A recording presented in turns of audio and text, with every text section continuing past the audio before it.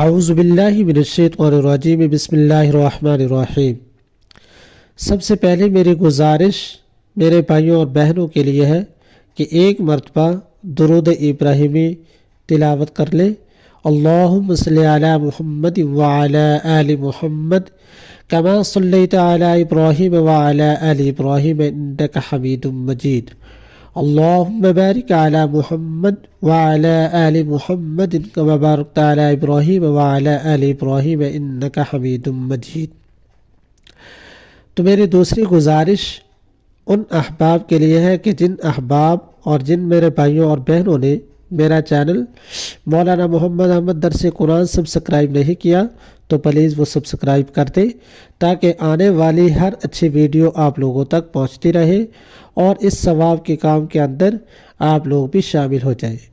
تو جیسا کہ آپ حضرات کو معلوم ہے کہ رجب کا مہینہ وہ شروع ہو چکا ہے، تو حضرت امام شافعی رحمۃ اللہ علیہ فرماتے ہیں کہ 5 راتیں ایسی ہیں کہ اللہ رب العزت کی ذات سے جو دعا کی جائے اللہ رب العزت کی ذات وہ دعا ضرور قبول فرماتے ہیں۔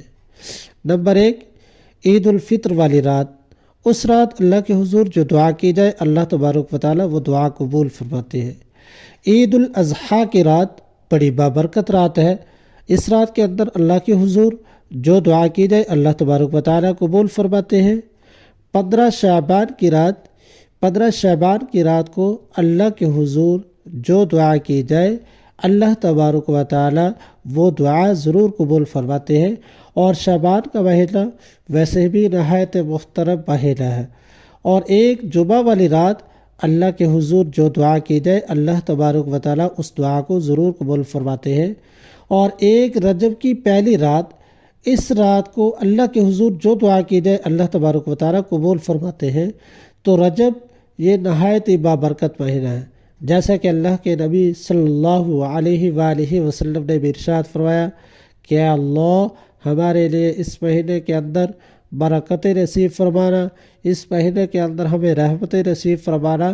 تو اس مہینے کی پہلی رات کو اللہ کے حضور جو دعا کی جائے اللہ تبارک و تعالی اس دعا کو ضرور قبول فرماتے ہیں۔ تو ہمیں زیادہ سے زیادہ اللہ کے حضور دعا کرنی چاہیے۔